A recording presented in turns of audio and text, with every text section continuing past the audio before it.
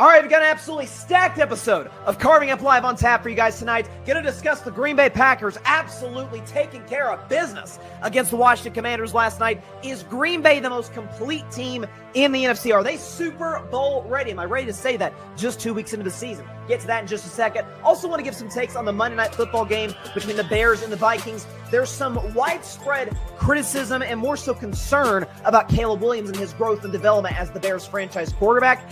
I agree there should be concern, just not for the reasons that a lot of folks are kind of laying out. Talk about that. Didn't get a chance to get to Bryson's best 10 this week, so we'll do that. My top 10 teams going into week 2 this week. Also, the Vol View, a massive game for my beloved Vols against the Georgia Bulldogs this weekend. Tennessee has lost 8 straight games to the Dogs. Can they finally break the streak and establish themselves as a true contender in the Southeastern Conference? And at the end of the show, of course, week 2 NFL predictions. Bryson's Bleak Bet, Ups of the Week, and my favorite segment of all time, If I Were a Bet Man. Carving Up is absolutely loaded on this Friday. Drop the beat, baby. Here we go.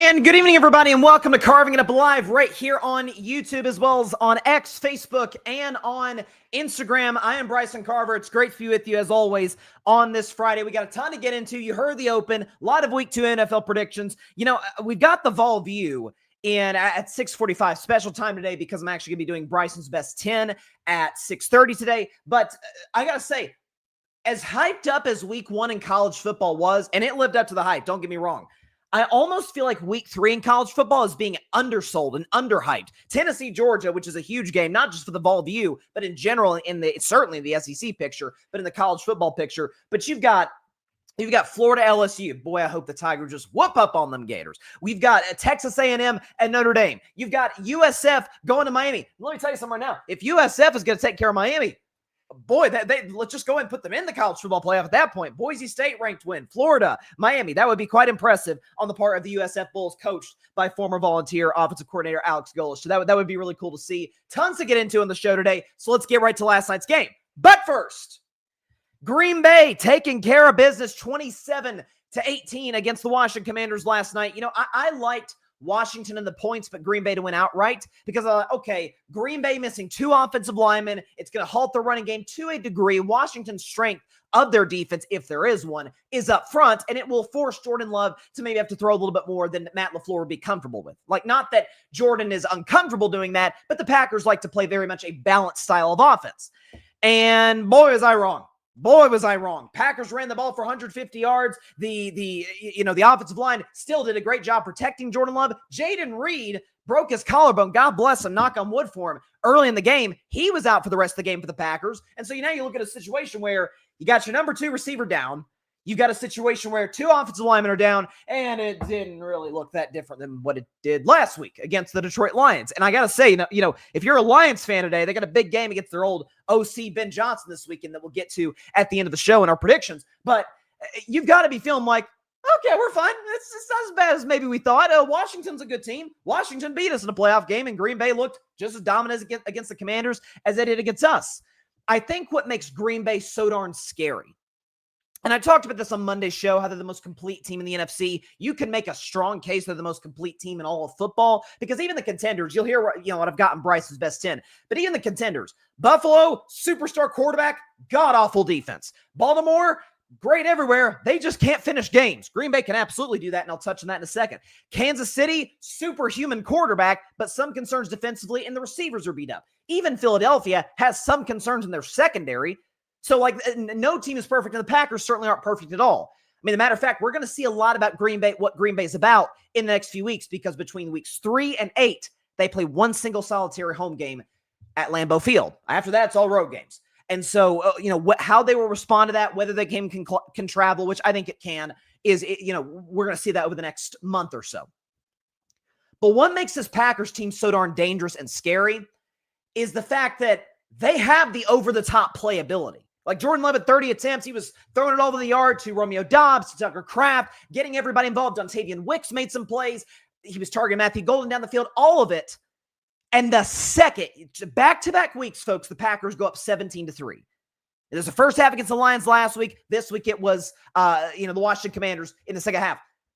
you see a situation where, okay, Matt LaFleur sees, the other offensive line cannot handle Micah Parsons, cannot handle Rashawn Gary, can't handle the front seven that the Packers bring to the table, Van Ness and company.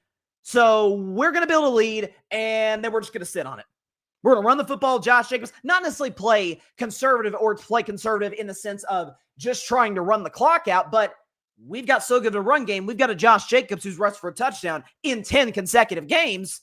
Even despite our 2 losses on our offensive line coming into this game, we feel like we can still run it effectively. Eat clock. Jordan Love can work out of the play action. We'll occasionally trust him to throw it down the field. And if you notice, the second Washington made this an interesting game in the fourth quarter, I felt like Green Bay outplayed the Commanders from start to finish.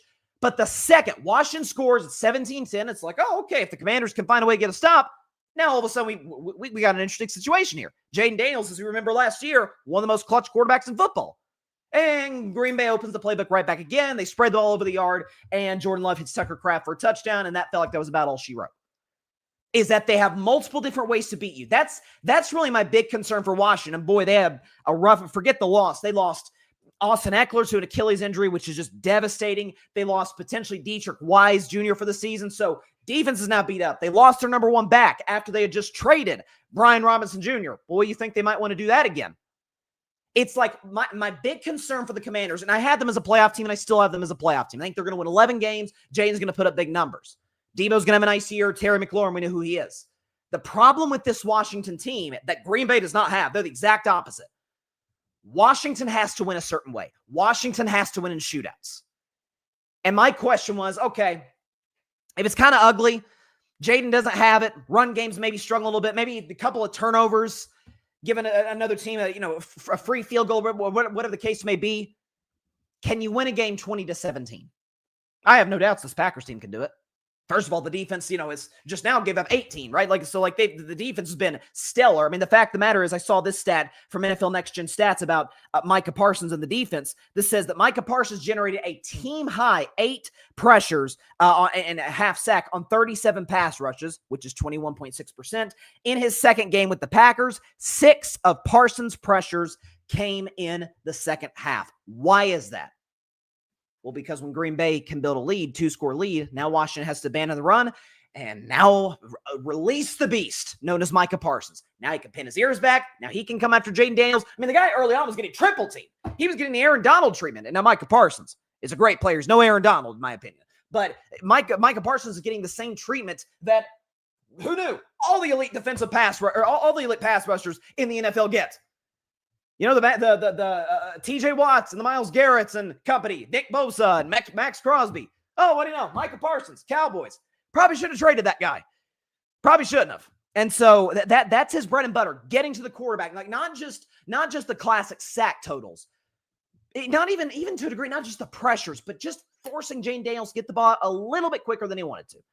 Same could definitely be said about Jared Goff, who we know can be immobile in the pocket, to put it mildly. He's the last of a dying breed of that type of quarterback. Green Bay is very well rounded. If they are playing with the lead, like really the only question for the Packers is, okay, because they're going to go through ebbs and flows just like every team in the NFL this season. If they are trailing by 10 in the third quarter, can they come back? I think they can. I think what you've seen from Jordan Love, I mean, the man has a passer rating of 120. We're 2 weeks into the season, so tiny sample size. But Jordan Love's got a passer rating of 120, and this goes to my theory, what I said all last year. Jordan Love wasn't healthy last year. Hurt his knee the first game of the year against Philly, came back a little too soon, then got hurt again against Jacksonville. Like, he was never fully right the way that he was in the second half of 2023, when it feels like we all agreed, yeah, he kind of figured it out. He had a passer rating of 112 in the last 8-9 games of the year. Packers go on to Dallas, shock the Cowboys in dominant fashion. They almost beat the 1-seed Niners. So the offense is well-rounded. Run game's great. O-line is amazing with 2 starters missing. Matt LaFleur's doing Matt LaFleur things, calling a great game all the way around. This is a really dangerous Packers team. You'll see where I have in Bryson's best 10. Spoiler alert, it's pretty high. But listen, you have to feel amazing if you're a Green Bay fan coming into the season, and they have to have exceeded your expectations because, again, LaFleur, not out of a, oh, okay, I don't trust Jordan Love not to throw picks. Okay, we're going to play a little. He's playing it safe because we can just bleed the clock, feed the ball to Josh Jacobs, and then when we do kick the ball back to Washington, Micah Parsons is going to come after him like a bat out of hell. I mean, it's unbelievable. And so the guy is an absolute game wrecker, game changer, the whole bit, and it is remarkable to me that Dallas let him go. Remarkable. It was a Jerry Jones ego trip. Let's keep it real. This idea, I heard Jerry on the radio today. We were trying to add, we felt like multiple players could provide us more than what one player, as great as Micah is, could. Well, given Dallas's recent draft history, I highly doubt it. So certain prospects like that, certain players like that, you don't just trade. It's not even that the return was bad. The return was actually pretty good for the Cowboys. The problem is I don't trust them to hit on those picks. So kudos for the Green Bay Packers. Very impressive win last night. I mean, I really did think Washington would make it close. And again, the injuries didn't help. The missed field goal, the whole bit. But I really did think that was a situation where, okay. I mean, the last drive of the game, I'm like, gosh, if Washington could just score here, they cover, and everybody wins. Well, everybody who picked Washington the points and maybe took the Green Bay money line wins, but alas, that is not what ended up happening. So, good win for Green Bay. Who do they have next week? I know they have Cincinnati in that weeks 3 to 8 stretch. The Bengals are the only home team the Packers have in that stretch. If I can pull up Green Bay's schedule here, they've got the Browns. Okay, at the Browns next week, and then at the Dallas Cowboys. And Micah Parsons return to Jerry World, and that is a Sunday Night Football standalone game. So no other games going on. This is all eyeballs will be on Jerry World, and Micah might have like 4 sacks. Like he's gonna be looking for some revenge. There's no question about that. So kudos to the Dallas. I'm sorry, not to the Dallas Cowboys. Kudos to the Green Bay Packers on an impressive win. I did want to talk about, because obviously we did the show that we did on Wednesday. I did want to talk about the Monday night game, and I know it's like, it's been a few days, but there were some key aspects and I think some really important lessons that we can learn about evaluating quarterbacks from that game between the Chicago Bears and the Minnesota Vikings. Minnesota ends up winning the game after having an atrocious, their quarterback, J.J. McCarthy, having an abysmal first 3 quarters of the game. And he was looking like, is that J.J. McCarthy or Zach Wilson? I'm not just saying that because they're white quarterbacks with similar body structure. I'm saying he looks lost out here. This is Kevin O'Connell calling plays, Justin Jefferson catching the football, and Hawkinson and Aaron Jones running the football. What the heck's going on with this kid? And fourth quarter, he settles in and looks as calm and poised as ever. The thing with J.J. McCarthy, and this will translate into my discussion on Caleb Williams, or transition my discussion to Caleb Williams, is that because those that have watched the show know, going back to last year's draft, I was extremely skeptical on J.J. McCarthy. Like his landing spot, he was one of those prospects where it's like, okay, the talent is kind of there, but where he landed would completely determine the course of his career. Completely. And that's the case with most guys. You don't get very many. Like Josh Allen landed in, not a disaster in Buffalo, but not ideal. Sean McDermott's a good coach, but wasn't established by that point. Had led him to the playoffs, but was not an established head coach. Buffalo was kind of a middling franchise, and Josh Allen by year 2 helped, resurrect them into a contender. Patrick Mahomes, I think, could have been great anywhere. Helped they got Andy Reid. Aaron Rodgers probably would have been great anywhere. Certainly didn't hurt that he got the Packers. Like, you don't have many Peyton Mannings who can inherit a disaster in Indianapolis, and within year 2, they're a 13-win team. Like, that just doesn't happen. And so J.J. McCarthy is certainly in the majority of quarterbacks where you land matters. I didn't love the arm strength. I thought he moved well. You saw points in that game against Chicago, certainly that touchdown he ran for on the Vikings' second to last offensive drive. But he moved fine, but didn't love his arm strength. He wasn't asked to throw the ball a ton, certainly trailing, but just a ton in general at Michigan because Jim Harbaugh is a run-first guy with Blake Corum, that great Michigan offensive line. Didn't trust J.J. McCarthy necessarily to air it out all over the place. And through 3 quarters, I was being validated on that. He looked lost. He was inaccurate. The pick 6 in the 3rd quarter was the classic, that's a rookie quarterback, you can tell, because he just absolutely, that was a telegraph pass all the way. Like he knew where he was going with the football. He predetermined, corner saw it all the way and took it for a pick 6. And at that point, I'm like, oh my gosh, like then it comes to the man, let the wrong quarterback out of the building. Sam Darnold should still be a Viking today. This is the guy that won 14 games last year in Minnesota, was in the MVP race. Probably should have kept him. And then the 4th quarter, J.J. McCarthy's absolutely sensational. Counts for 3 touchdowns. The Vikings come back and win. But why was I impressed with J.J. McCarthy? Was it his unbelievable measurables or his tangible attributes from the perspective of arm talent? He made some nice throws, but nothing blew you away necessarily. No, there was a bit of a It's like J.J. McCarthy is a less talented, I've said he's a poor man's Brock Purdy. Maybe he's a less talented Dak Prescott. Like Dak in his prime moved as well as JJ did, probably better. Certainly the arm strength of Dak is there. Accuracy, Dak, but there's some, again, physically, there's some similarities. The thing with Dak that was, I don't want to say startling because I was a fan of Dak going back to his days at Mississippi State. But the thing that I think took everybody off guard when Dak Prescott first came on the scene is, my gosh, this kid is poised. I mean, and by the way, like temperament doesn't change. Like, listen, he's a fired up guy. He's emotional. Anytime Dallas scores a touchdown, he's pumping his fist. But generally speaking, especially if things aren't necessarily going the Cowboys' way, calm. He's the conscious of the Cowboys huddle. He's, fist bumping offensive lineman on the sideline. Everything really took command of that locker room, despite the fact that coming to the season, that was still obviously Tony Romo's team. Dak took that thing over by midseason.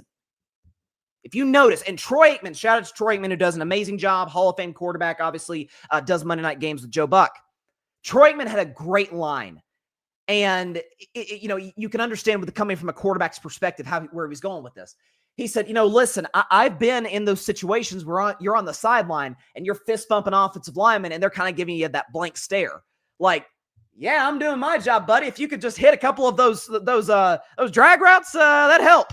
Make my job a lot easier. But the competitive fire, and that matters, folks, didn't go anywhere. Right? The interactions with teammates, he didn't get into his head. He didn't go into the tank. He didn't start playing it safe. No, he kept letting it rip. And eventually, with that guy calling plays for you, Kevin O'Connell, one of the brightest offensive coaches in football, with those weapons, with, I don't know, the best receiver in football, Justin Jefferson, eventually, those are going to hit. And you saw by the end of the game, you saw his teammates kind of like mobbing him. It's like, boy, kid, that showed us a lot. Monday Night Football, first ever start in Chicago. It's your hometown. The Bears are kind of a team with all the hype, with the coaching staff and Caleb, and you were looking disastrous to 3 quarters, and we should have brought back Sam, and then you absolutely let it fly in the fourth quarter. Very impressed by J.J. McCarthy because he didn't let his previous mistakes dictate how he played the rest of the game from a confidence perspective. Caleb Williams did. That's the concern for Caleb, for me, because there's a lot of folks, oh man, he went into the tank in the second half and wasn't playing well. And there were situations where, the Bears got to the line of scrimmage late with under 10 seconds on the play clock, and he would have DJ Moore come in motion with 3 seconds on the play clock, and there were some illegal shifts and all of it. Those are problems, but they can be fixed. I mean, they can be. Ben Johnson's a great coach. Caleb's a smart player. I've said, and I said this back in training camp when the reports came out that the dynamic between Ben and Caleb wasn't necessarily ideal, is that Ben's very different from what Caleb's used to and vice versa. They've never necessarily worked with guys of the temperament.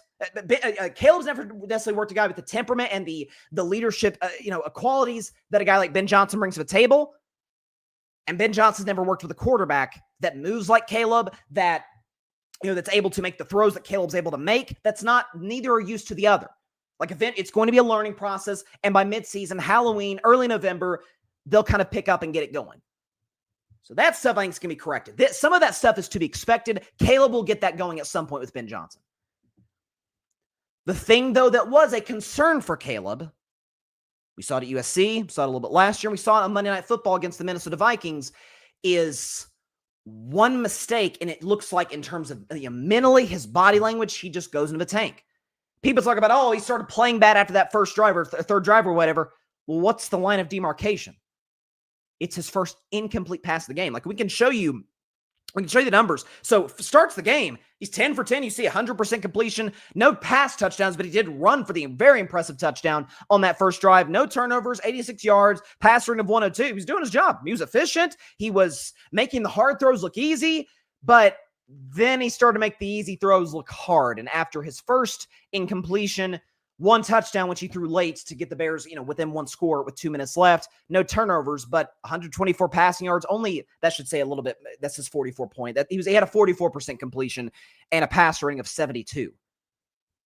That's the issue with Caleb, is obviously seeing the field. He obviously missed DJ Moore in a deep ball late in the game, and then throughout the course of the game, just missing open targets. Accuracy was never necessarily that big of a strength of his come out of UC, and we saw issues like that with Chicago. He's kind of hanging in that low 60% area of the completion percentage, spectrum. That stuff I think can be coached out of him. Josh Allen's a greater talent than Caleb Williams, but Josh Allen came out of Wyoming, rookie year in the NFL with the Buffalo Bills. The man completed 52% of his throws. Like, the guy there's no other way to say it, he was not accurate. But he got a good coaching staff around him. Brian Dable at the time was his OC. Mechanically, worked on some stuff, and put a better system in, and he was able to get the job done and kind of improve those mechanics and get the accuracy down. And now Josh Allen's out here against the Baltimore Ravens on Sunday Night Football, completing 75% of his throws on 40-plus attempts. He's got it down. I think Caleb can be that. But it feels like, again, the body language, it feels like he kind of panics a little bit. Darn it, I've made a mistake. And it affects his body language the rest of the way. That would be what I'd be concerned about if I were a Bears fan, because folks are like, oh man, he didn't see, he wasn't able to detect this look that the Minnesota Vikings were giving him. Man, I don't know if anyone watched the Manning cast. I always try and get a little bit of the Manning cast in with Peyton and Eli, because they do a great job on ESPN2, along with Joe and Troy on ESPN. And I mean, Peyton Manning, the sheriff. I mean, Peyton, like, you think, who's got the highest IQ of any quarterback? Who could diagnose anything at the line of scrimmage? Well, it's Peyton Manning over anybody. Peyton's the guy. There were times during that broadcast, Peyton Manning's watching the game, and he's like, man, Brian Flores had me fooled. Peyton Manning. So if Peyton doesn't see it, you think Caleb, a year 2 quarterback, as talented as he is going to see it? Remember when Brock Purdy in week 2 last year, the Vikings beat the Niners, and they had Brock Purdy mic'd up. He walks up to Brian Flores after the game. Everyone's shaking hands. He goes up to Brian Flores, daps him up. He's like, bro, your scheme's crazy. Flores is kind of known for that. Like, he's good at fooling quarterbacks. What looks like this look is actually not what it is. And so, Caleb faced his best defensive coordinator that he will probably face the rest of the season. Obviously, they'll play Minnesota again, but that's the best DC, although the guy in Green Bay is pretty good too. But that's the best DC he'll play the rest of the season. He's got to work on, guys feed off body language. And I think that's where JJ McCarthy deserves a ton of credit. Didn't go to the tank.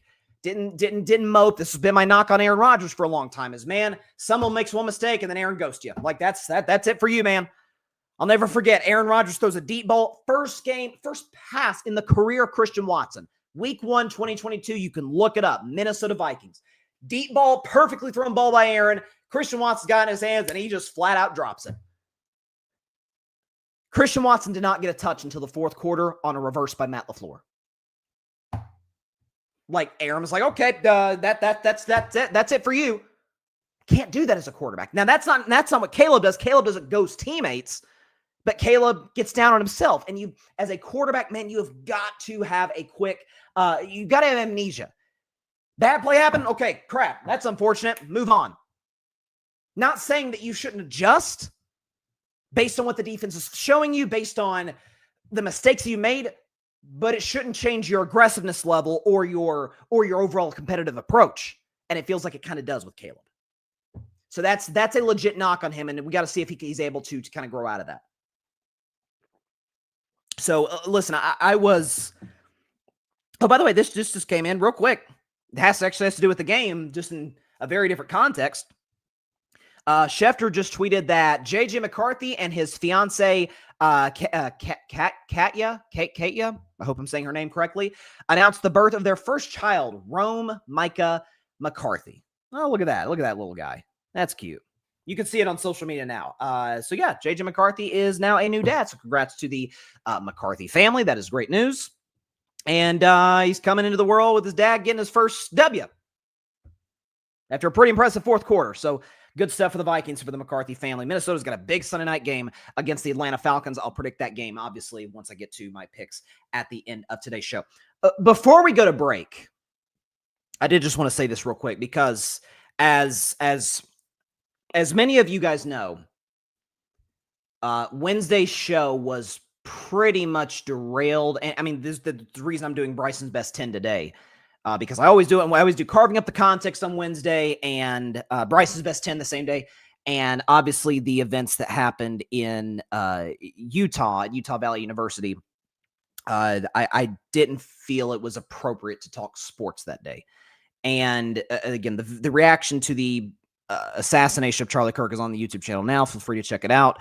I got to say this because, and as I said in the video, I made it abundantly clear that when it comes to political, societal, cultural beliefs, myself and Charlie Kirk could not be more different. I mean, on just about everything he ever said, I fundamentally disagreed with all of it. I gotta say, I uploaded a short clip on YouTube, on Instagram, and on TikTok. The Instagram responses were pretty civil. YouTube, mixed bag. Like it depended on where you went. TikTok, I gotta say, it was kind of gross. And it kind of was, and this is the only thing I'll say about it, and then we'll go to break, and we'll continue with this being a sports show for this Friday. But it goes back to what I said in that reaction, is that you got folks on the left saying he had it coming, and his words, he asked for this, and because of his previous takes on the Second Amendment and guns, then he deserved to die in the fashion in which he died. And then he had those on the right saying this is an act of war, we're coming after the other side, the left has begun a war, and we're going to finish it. Like that sort of rhetoric. And it really does, I'll be honest, make you kind of pessimistic. I hate to say this, but kind of pessimistic about the future of our society in this country. Like, you don't have to disagree. You don't have to agree with the guy. I sure as heck didn't. But you can also, I mean, two things can be true. It's something I say on the show all the time, but you can also say, yeah, I wish that wouldn't have happened. And I'm crushed that his wife now no longer has a husband, his kids no longer have a father. Like, I don't think, I'm not comfortable with the lionizing of him. And that does tend to happen to folks that die young and die tragically. It really, if you want to think about a political example, JFK is probably a peak example of that. And maybe I've been guilty of it before, but like, because JFK, was youngest president ever elected, good looking, died in the fashion that he died, there's kind of been this overrating of his presidency, which only lasted 2.5 years. Again, I think he was an excellent president, but he's not this iconic figure the way that a Lincoln is, a Washington is, either of the Roosevelts, Eisenhower. Like, he's not in that class. And a lot of folks try to shoehorn him in because of that, because of how he died, because of the Camelot ethos, if you will. And I am seeing a bit of revisionist history on some of his beliefs and rhetoric that I'm not terribly comfortable with. And simultaneously, it is gross how I've seen some that are just either are reveling in his death, be like, here's what it is, man. Like, okay, what's for dinner tonight? We should have that energy for every single human being that dies tragically. Dies anyway, for that matter, but especially dies at that age. So that, just wanted to give my take on that. The YouTube responses, generally speaking, were pretty, and I'm not somebody who is just obsessed with positive or negative, because the thing is, if you are absolutely controlled by the responses that you do, I mean, I've been a content creator for a while. I've gotten a lot of positive stuff, gotten a lot of negative stuff. You can't, like, listen, give love to the people who take the time out of the day to watch your stuff. Absolutely. I try to respond to comments, DMs, all of it. And to folks that are negative, as long as they're respectful and they're disagreeing with you, engage with them. That's the fun of the show. You got to do it. You got to talk. But you try not to you got to not let either one phase you or affect your approach. But this is the one time I've read responses, and they generally weren't about me. Just about this whole situation on the TikTok post were pretty discouraging. They were pretty discouraging. And I was not comfortable with where those were going. And still am not.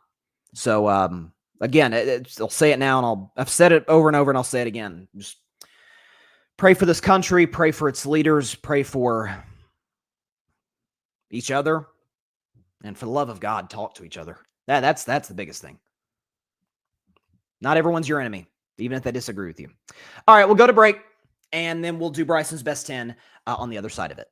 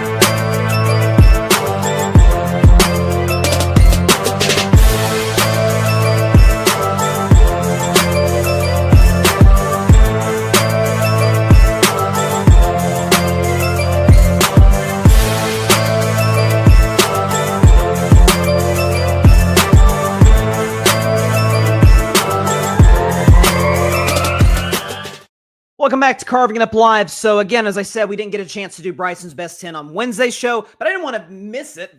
Come on, it's a weekly opportunity to rank the best 10 teams in the National Football League. Obviously, there's some turnover on a week-to-week basis. The game's got to matter in terms of where I've got you ranked. This isn't a situation where I am, especially as we get later in the season, where a loss, this is a college football, the college football playoff rankings where one loss makes you go from 3 to 9, like unless you just lost a bunch of players or God forbid your quarterback due to injury, that it's fluid. It's a fluid list. It changes on a week-to-week basis, obviously, based on what we're seeing, based on long-term projections, based on general where I had the team to begin with. So we can get the background music going right now and get started with Bryson's Best 10. Here we go.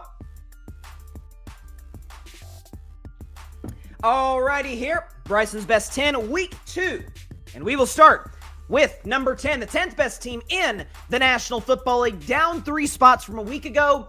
It is the Detroit Lions. The Lions are the 10th best team in the National Football League. And before I tell you why, Dan Campbell, what do you guys do on a consistent basis? And what are y'all trying to do this week against your old buddy Ben Johnson, the Chicago Bears?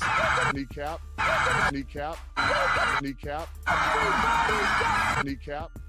Well, they're hoping so in Detroit. So Detroit falls 3 spots. I got to say, last night's game, and again, I made these rankings for the record before last night's game is played because these are the top 10 teams going into week 2. So, but if you are a Lions fan, you've got to look at that Packers game last night and not feel so bad. Okay, they scored 27 against Washington like they did against us. Now, both teams, the Commanders and Lions, have defensive questions. But you're looking at it in our offensive line. Their O-line didn't hold up so well against Micah Parsons. Few do. But, in terms of the tackles, particularly with Penei Sewell, you're good in that spot. Jared Goff at home in a dome. You feel good about that type of situation. Sam Laporta is an excellent tight end. I anticipate him getting a lot of targets against the Chicago Bears. Amon-Ra St. Brown's one of the most underrated receivers. I'll say it a million more times in the NFL. And again, this defense has concerns. It does. Aiden Hutchinson's a great pass rusher. After that, the fact that they don't have Aaron Glenn in the building is a bit concerning, but I think this Lions team has the ability to bounce back. I still think they're going to have a great season. No reason to panic after one game. Green Bay's better than Detroit. That goes without saying. The Lions are the 10th best team in the National Football League. At number 9 is the Washington Commanders. Washington is the 9th best team in the National Football League, and here is why. So again, these rankings made before last night. They have lost, obviously, Austin Eckler for the season, which is really unfortunate, and Dietrich Wise, who could also be done for the season potentially. So an important offensive and defensive starter gone for the Commanders. So now you're in a situation where offensively, Jaden's going to be asked to take care of more of a load in terms of the running game. Obviously, they have the young back that they like. That's the reason they traded Brian Robinson Jr. Bet you they wish they could redo that trade with the San Francisco 49ers, but you still have Terry McLaurin, you still have Deebo Samuel, you still have Zach Ertz as a good third down and red zone guy. And the fact of the matter is they still ran for well over 200 yards against a great Giants D-line last week. Now, does that mean the Giants D-line is overrated?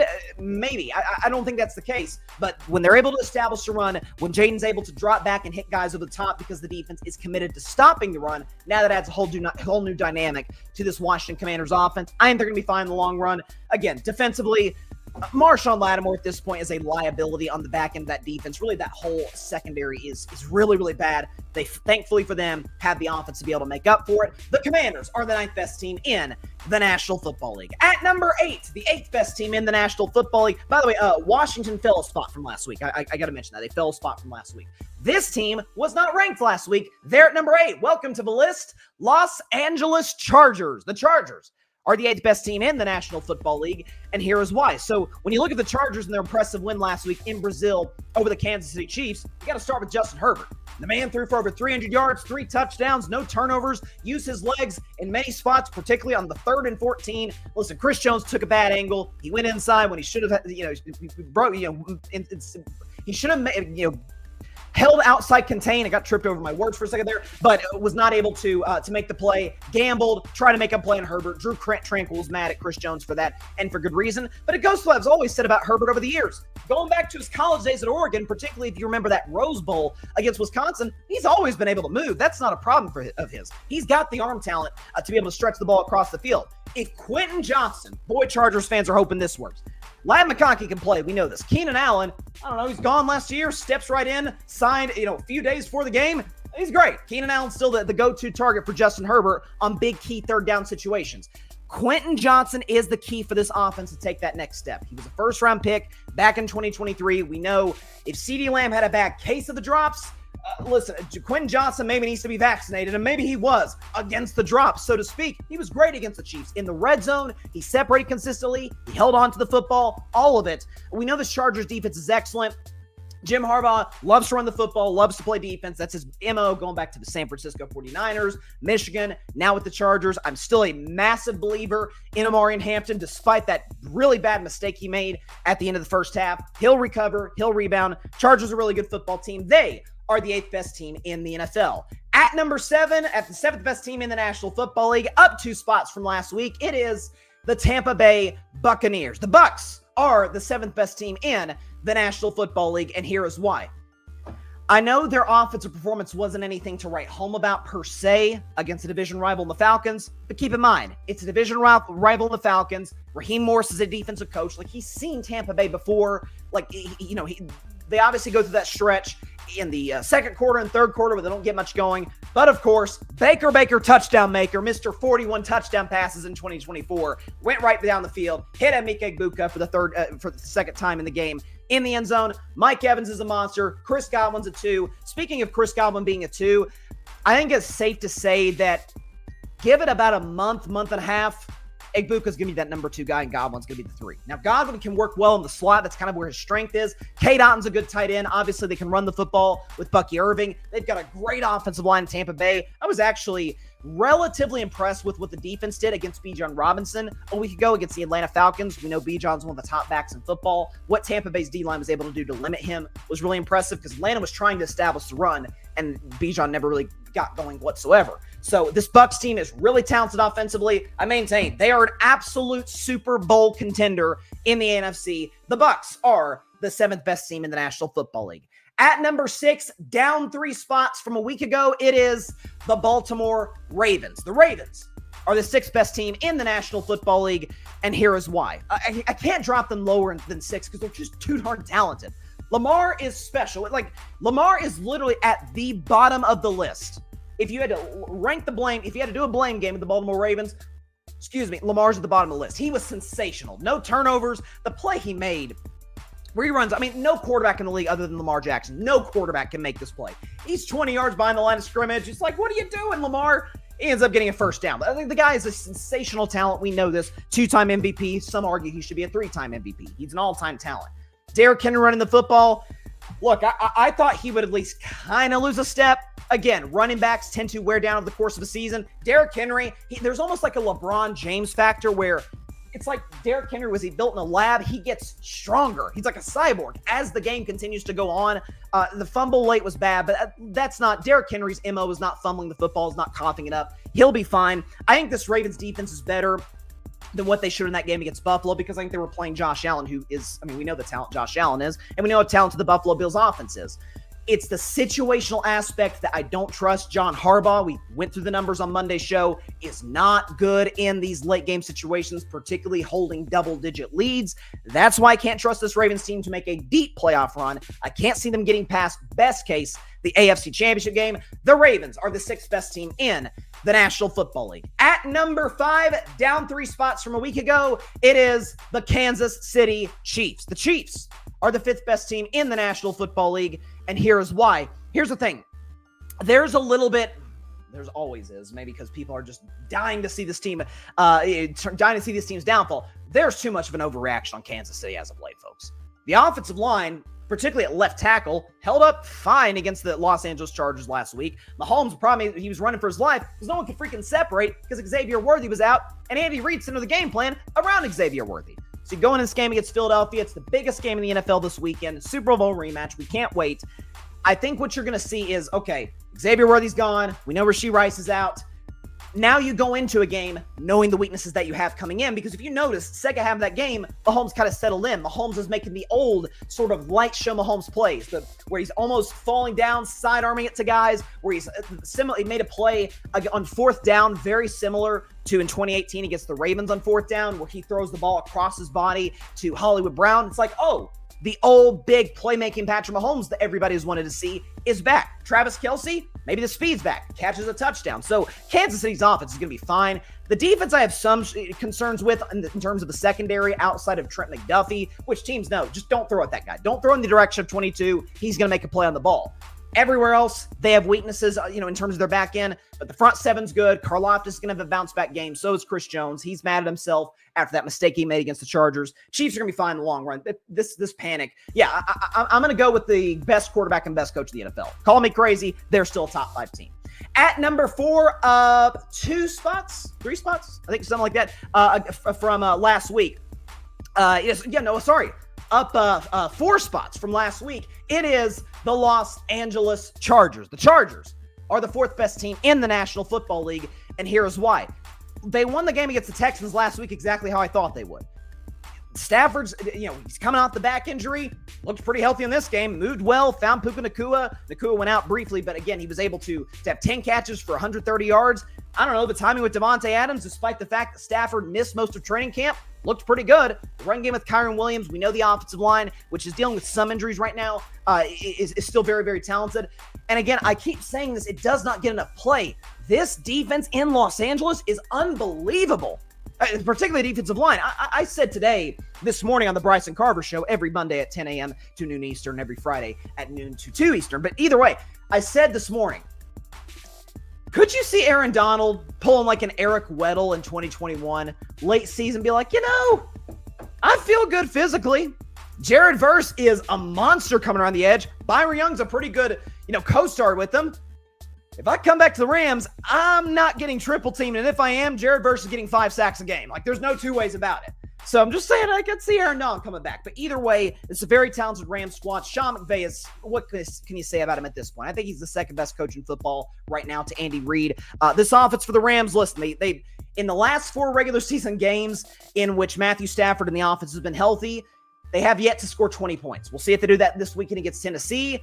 But the defense also hasn't given up 10 points. So they played relatively complimentary football. This Rams team is an absolute Super Bowl contender in the NFC. There's no question about it. The Rams are the 4th best team in the National Football League. At number 3, up 1 spot from last week, it is the Buffalo Bills. The Bills are the 3rd best team in the National Football League, and here is why. I got to be honest, folks, I almost put the Rams over Buffalo. The only difference is Stafford's an excellent quarterback. Josh Allen is a phenomenal quarterback, and that was the difference. Because when you compare the two teams' defenses, it's not even close. The Rams have a top 5 defensive league. The Bills have a bottom 5 defense. Let's keep it real. In the NFL, listen, some of their struggles last week boils down to the fact, they're playing Lamar Jackson, Derrick Henry. Most defenses are going to get shredded in the air by Lamar or through the air by Lamar and on the ground with Lamar and King Henry. But with that being said, go back to last year. Among all-time playoff teams, they hold the record, the very dubious record, for the most points per game given up against playoff teams by a playoff team. That doesn't seem to have proved. And by the way, bad news for Buffalo. It came out today. Ed Oliver is out. multiple weeks for this team. So this is something that could very well linger over time. Really, the one guy who had his moments against the Baltimore Ravens on that defensive line is gone. So Joey Bosa is going to have to pick up some slack. So is Russo, so Milano, all of these guys. And they just haven't been able to show on a consistent basis. That secondary is atrocious for the Buffalo Bills. So, but outside of that, I think their offense is going to have a huge year because they have a transformative player at the quarterback position in Josh Allen. We know what they have in their offensive line. We know what they have in James Cook running the football. Said it coming into the season, and he saw signs in week one. Keon Coleman is going to emerge as a true number one receiver this year. Kincaid's an awesome tight end. The Bills are still, I think it's them, Tampa Bay, and Baltimore is like the three best offenses in football right now. But Green Bay's in that discussion as well. But Buffalo, because of the difference maker quarterback, is just going to have to outscore teams this year. Good news for them is I think they can. The Bills are the third best team in the National Football League. At number 2, it is the Green Bay Packers, up 2 spots from last week. The Packers are the second best team in the National Football League, and here is why. So when you look at Green Bay, you see a team that is sound on both sides of the ball. Line plays great on both sides of the ball, despite the fact that their O-line lost multiple starters before the game against Washington. Didn't matter. Ran the football effectively. Josh Jacobs has 10 straight games with a rushing touchdown. Jordan Love's throwing it all over the field to Romeo Doubs. Loses Jaden Reed. That doesn't matter. I got Dontavian Wicks. I got Matthew Golden. I got Tucker Kraft, who had a big game last night against Washington. And defensively, they have this guy named Micah Parsons, who is just a lion on the prowl. They used to call him his rookie year in Dallas, the linebacker. Well, he is just that. He is absolutely out for prey, out for blood every single time he's coming after the quarterback. Green Bay's strategy is we're going to build a lead, rely on the running game, and then Micah Parsons and Rashawn Gary and these guys pin their ears back, come after the quarterback, and make his life a living hell. That's what Micah Parsons specializes in. This is a well-coached Packers team on both sides of the ball. They can absolutely go to and win the Super Bowl. The Packers are the second best team in the National Football League. And of course, at number 1, that leaves the defending Super Bowl champions, the Philadelphia Eagles. The Eagles are the best team in the National Football League, and here is why. So what shows why this team is so freaking dangerous. After the weather delay last week against the Cowboys, Dallas, to their credit, pretty much kept Saquon Barkley in check the rest of the game. Saquon Barkley did virtually nothing from the rain delay on. And Jalen Hurts still won the game with A.J. Brown, by the way, not getting a catch until on the Eagles' last drive of the game. So Jalen's moving the chains with his legs. The tush push late in the fourth quarter, which we know it's the Kareem sky hook of the NFL. It's unstoppable. There is no defense for it. See, Dallas tried a different strategy, tried different angles from some of their linebackers, defensive linemen. Doesn't matter. You're pushing Jalen Hurts for a yard and a half, and that's that. And so I've said for all offseason, can we please give this guy the respect he deserves? The run game didn't work in the Super Bowl. Run game didn't work against Dallas. Jalen Hurts didn't blink. Jalen Hurts played his best football in those spots. Philadelphia is a run-first team, but this idea that they do it because they don't trust their quarterback is nonsense. If Saquon Barkley's getting shut down, Jalen will go pick up a first down with his legs or with his arm. And so now defensively, I do have some concerns about their secondary. Listen, Dory Jackson got absolutely just shredded last week. That's something I think the Chiefs and multiple teams the rest of the season will try to attack with the Eagles. They didn't do the greatest job stopping the run last week against Dallas. Now, I think a lot of that has to do with the fact that Jalen Carter was out for that game. He should be playing this week, by the way, NFL. What the heck were y'all doing? But Jalen Carter is back this week. They still got Nolan Smith rushing the passer, Zach Bond, all of these guys, Quinyon Mitchell, DeJean. Great defense, well-coached defense. Offensively, obviously, they're pretty much loaded on that side of the ball as well. Best O-line in the league. The Philadelphia Eagles are the best team in the National Football League. And let me try and go ahead real quick and get the graphic up for the top 10 teams. If I can get it up here. All right, so here we go. So top 10 teams in the NFL, and then we'll move on to the Vol View. Here we go.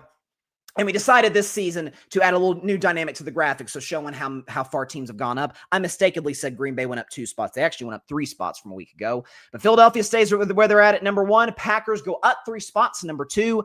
Bills up 1 spot to number 3. Rams up 4 spots to number 4. Chiefs down 3 spots to number 5. Ravens down 3 spots to number 6. Bucks up 2 spots to number 7. Chargers weren't ranked last week. They're number 8. Commanders up 1 spot to number 9. Lions down 3 spots at number 10. And that is it for this week's edition of Bryson's Best 10. All right.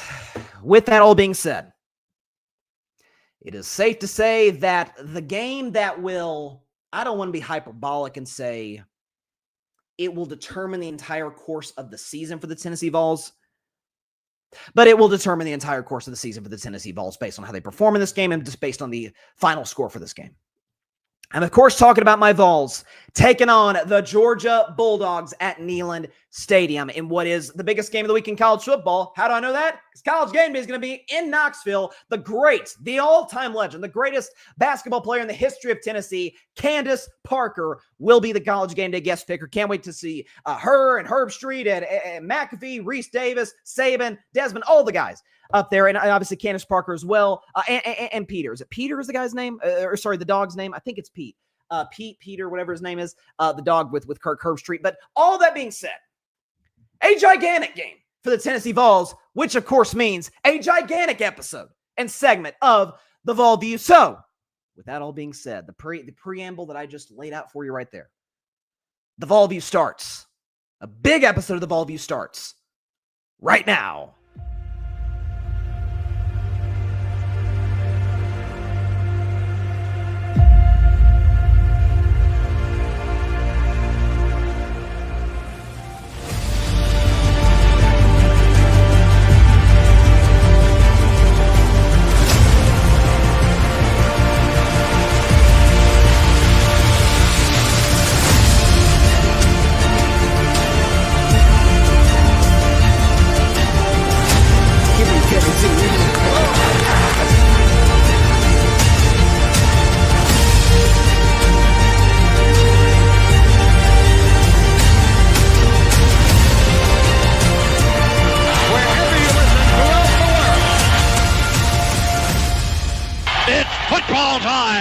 In Tennessee. It is indeed football time in Tennessee. I've actually got my Tennessee shirt on this week. Obviously, for those that didn't see last week's segment of the Vol View, I had an ETSU Buccaneers shirt on because, go Bucks. But no, the Vol View's back this week. And again, a massive game this Saturday, tomorrow afternoon, against the Dogs of Georgia, the Georgia Bulldogs, a team that Tennessee has not beaten since 2016. Yes, the Bulldogs with an 8-game winning streak against the Vols. In games, by the way, Tennessee has not scored. They've only scored over 20 points one time. That was back in 2020. They have never been within one score of any of those games in terms of the final score, at least. They have a couple of 14-point losses, but that's as close as they've gotten. And under Josh Heupel, current head coach of the Vols, year 5 of his tenure there, they have never scored more than 17 points. So offensively and in terms of a defensive game plan, Kirby Smart's had the answer for this Tennessee offense. Again, there's people far more qualified than me, football guys, that can be able to break that down and say why that is. We know Kirby Smart's one of the top defensive masterminds in college football. Like, an argument can be made that he's the best coach in college football. He's in that certainly in that elite group of coaches in that discussion. Back-to-back national champion in 21-22. We know the whole story. Here's the reason. A lot of folks are saying, man, Tennessee's got 2 really big losses in their secondary this week. Ricky Gibson III is out, and Jermon McCoy is out. Those are Tennessee's top 2 corners on their defense. Here's why I don't think that's going to be a problem. Because if you look at Georgia, if you look at Georgia's strengths, if you think Georgia Bulldogs football, what do you think? Defense, running game. Kind of which we thought about Alabama prior to the Jalen Hurts era. Whereas Derrick Henry, Mark Ingram, Richardson, all these great backs at Alabama, that's kind of what you think about with Georgia. You don't really think star quarterbacks. I mean, it's been Jake Fromm, Jacob Eason briefly before that, but Jake Fromm, and Justin Fields was there before he transferred to Ohio State. And then you had, not Spencer Rattler. Oh my gosh. Carson Beck, obviously, recently, and Gunnar Stockton this year. I'm forgetting the guy's name. 2-time national champion. I'm blanking on his name. It shows you how good he was. It is what's remarkable about this entire situation with Georgia. Gunnar Stockton takes over SEC championship game for an injured Carson Beck. Stetson Bennett, that's who it was. Stetson Bennett. I forgot his name. I knew it was Spencer Stetson. Close enough. Carson Beck gets hurt in the SEC championship game against Texas. Halftime, or right before the end of the half. Gunnar Stockton comes in, and Kirby Smart in a close game looks at that and says, you know what? I think we trust Kirby Smart, obviously. You know what I think the best way for us to win this game over an ultra-talented Texas Longhorns team is? Gunnar Stockton throw the ball as few times as possible. Not great. Doesn't show a ton of promise in your quarterback. Oh, but he's coming in relief. Okay. Georgia ends up winning that game in overtime against Texas, wins the SEC, and Gunnar Stockton is not very good in their playoff loss in the Sugar Bowl against Notre Dame, who went on to go to the national championship game. And the first 2 weeks of the season, yards per attempt, Georgia's 128th in the country. That's despite some of the receivers that they've added in the transfer portal. It's not like they're playing exactly a murderer's row. I mean, last week they scored 28 against Austin Peay. Now, with that being said, does that mean I question the greatness of this Georgia Bulldogs defense? Does that mean I question the greatness of Kirby Smart? Does that mean I think that Georgia is not going to score points in Tennessee? Of course not. What I'm saying is the biggest concern for the Vols, so to speak, the secondary, I don't think Georgia can exploit it. Florida can exploit it. Oklahoma later this season can exploit it. Alabama can exploit it with their talent on the outside. Plenty of teams, Tennessee will play the rest of the season that can absolutely move the ball on that defense if, God forbid, knock on wood, this doesn't happen. But if, God forbid, Gibson and or Jerron McCoy misses a significant period of time, Georgia can't. Maybe some of this is Georgia hasn't opened up the playbook because of their easy schedule early. That is completely on the board. Maybe by the end of Saturday, like, oh, okay, that was Georgia, just kind of knowing that they had by far the upper hand from a talent perspective, just going to get through these 2 games, and then we're going to move on to Tennessee. Then we'll open it up now that we're playing real legit SEC competition, particularly the fact that this is one of only 3 games. Boy, Georgia got a scheduling break this year. One of only 3 true road games in the SEC for the Georgia Bulldogs. And so when you look at all of those factors, when you look at the fact that for the first time, Josh Heupel will have a good deep ball thrower facing Georgia at Neyland Stadium. See, Hendon Hooker could throw the deep ball, but that game is in between the hedges in Georgia. That game featured, Georgia was 3rd ranked, if I remember correctly, and I know Tennessee, I remember this very well. Tennessee was the number 1 team in the country back in 2022 for a brief period when they were undefeated, wins over Bama, multiple ranked teams, LSU, and they go to Georgia, the offense stalls, and the Bulldogs end up winning by 2 touchdowns. And Hendon Hooker, not long after that, 2 weeks after that, ends up blowing his ACL, and that was the 2022 season, which it was a great one, was a return to Tennessee football, ended not so ideally for the Vols. But you got this kid, Joey Aguilar, and I don't want to be cliche. I don't want to be like one of those people that's like, oh, I don't know what it is. Arm strength, accuracy, leadership, he just has it. And I've always said, well, what is it? That to me is a lazy way to say it. I think he's good. I just don't really know. But there is a certain quality about this guy, Joey Aguilar. Plays at JUCO, goes to Appy State, transfers to UCLA, and then Nico Iamaleava, former Tennessee quarterback, transfers to UCLA, and that whole fiasco that we talked about in the show back in April. And then Joey Aguilar is like, well, Nico's going to be the starter. Why don't I go transfer to a team that he used to play for? Tennessee and UCLA basically swapped quarterbacks. Nico hadn't looked so good early. It was fine in moments last week against UNLV, but overall not great. Unlike Joe Milton, as someone I know once called him Overthrow Joe, harsh but true. And unlike Nico, who certainly didn't have the arm strength of Joe Milton, but had a tendency to overthrow his targets on wide open deep balls, Joey Aguilar can hit him. To Mike Matthews, Chris Brazzell, Braylon Staley's a great deep ball receiver. Tennessee can run the football. They've got a 3-headed monster in the backfield, most notably with Deshaun Bishop, who's kind of your bruiser, Star Thomas. It's like a Knuckles and Sonic type of dynamic there. Tennessee defensive line is good at stopping the run. That will help against a Georgia team that wants to establish a run. And let's just keep it real. Let's keep it a buck on this show. When you consider the fact that this is a Tennessee team who has one of the greatest home field advantages in all of college football, Neyland Stadium. Folks, I've been there many times over the course of my life. I am not being hyperbolic when I say the decibel level in that building has reached, and in some cases surpassed, a jet engine. Best believe a 3:30 kickoff, an 8-game losing streak against the Georgia Bulldogs, the last win for the Vols coming on what we as Vol fans called the Dobb nail boot, the Hail Mary between Joshua Dobbs, Juwan Jennings back in 2016, October 1st. Remember exactly where I was watching that incredible play in Tennessee history. You better believe college game day is going to be there, all of it. You better believe that place is ready to blow the top off the stadium. The proverbial top. It's an open stadium, but you get what I'm saying. Give me the Volunteers, baby. Upset City, Tennessee over Georgia, plus 3.5 to win outright. 27-21 is your final score. I certainly respect Georgia's defense. Lord knows I respect Kirby Smart, but the secondary concerns, for the Vols won't hurt them in the spot because we know Gunnar Stockton is not a guy who can necessarily push the ball down the field. The Tennessee Vols put themselves firmly in the college football playoff discussion. They put themselves firmly in the SEC championship discussion. The schedule's not easy the rest of the way. Road games at Bama, Florida, got a big home game on November 1st, which I'm looking forward to, against Oklahoma, in which they're going to be, no question, be wearing the all-black uniforms, all of it. Physical game, tough game, classic SEC. But when it's all said and done, Joey Aguilar leads a touchdown drive to go win the game late.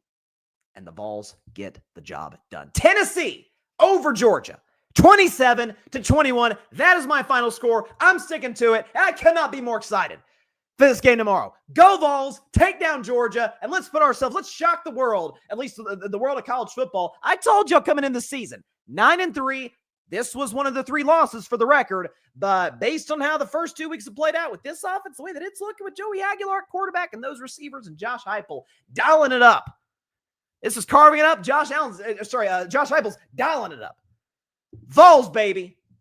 27-21 is your final. And that is it for a fired up edition, a massive edition, this week on the Vol View.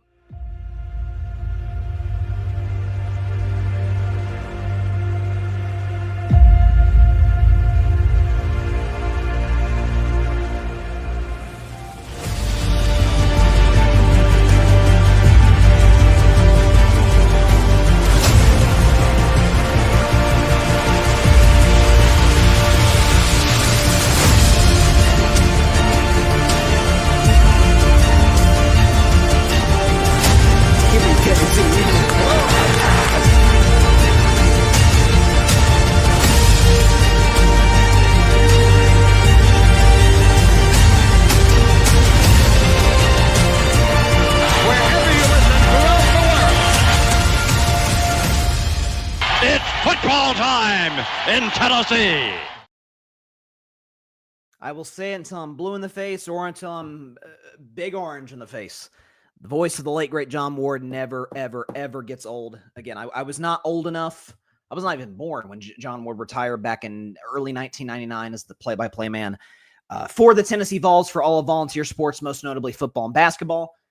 Excuse me. But, yeah, all-time legend in Knoxville, no question about it.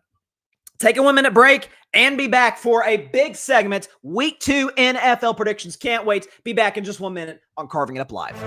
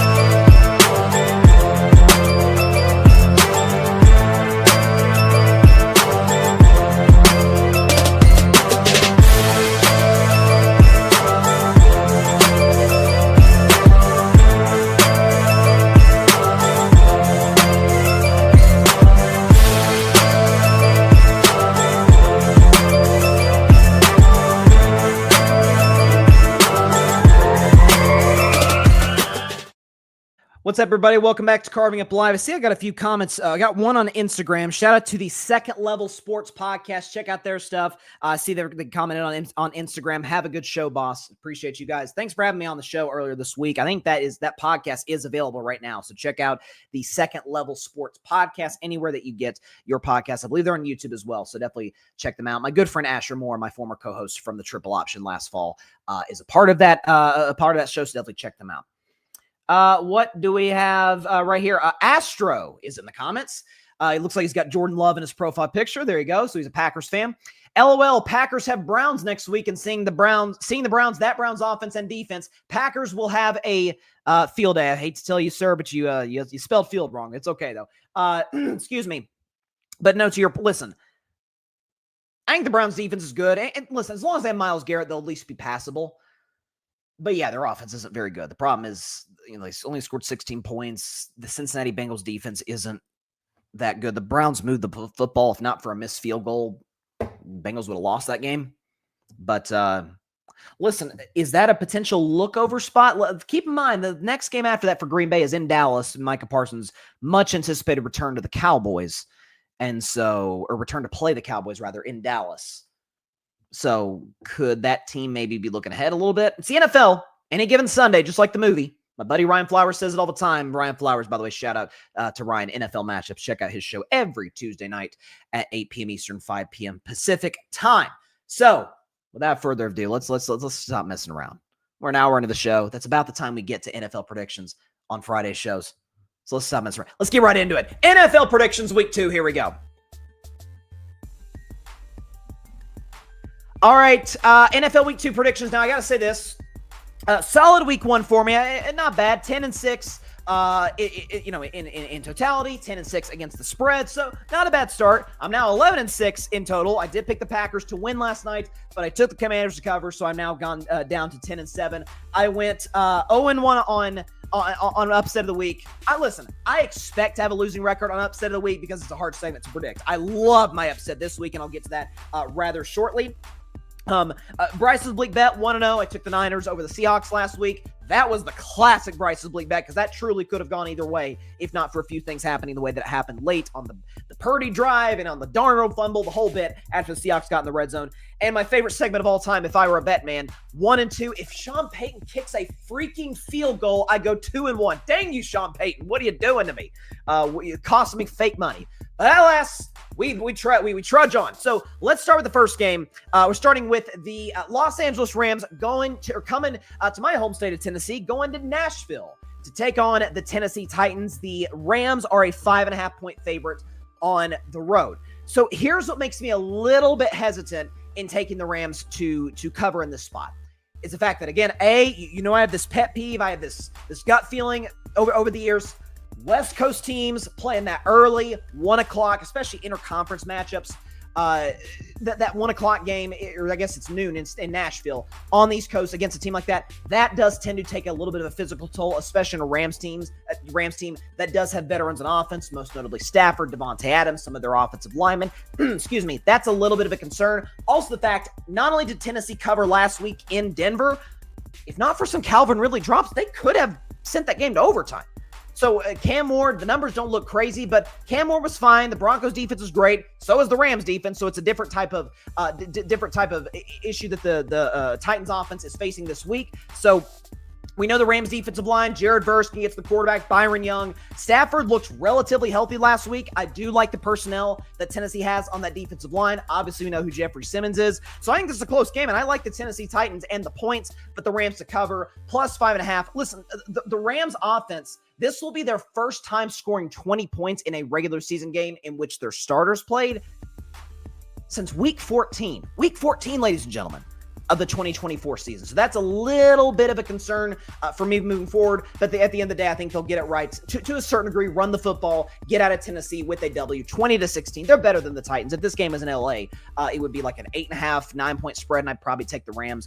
But on the road, East Coast game, East Coast early start for a West Coast team.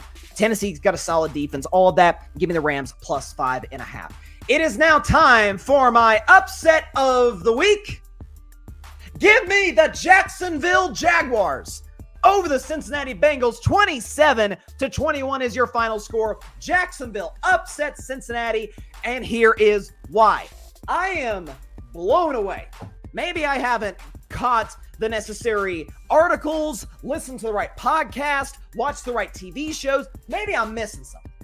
But based on the coverage that I've seen of this Cincinnati team after their Week 1 win in Cleveland, I mean, you thought they were back. Hey, congratulations. They've started 1-0 for the second time in the Joe Burrow era.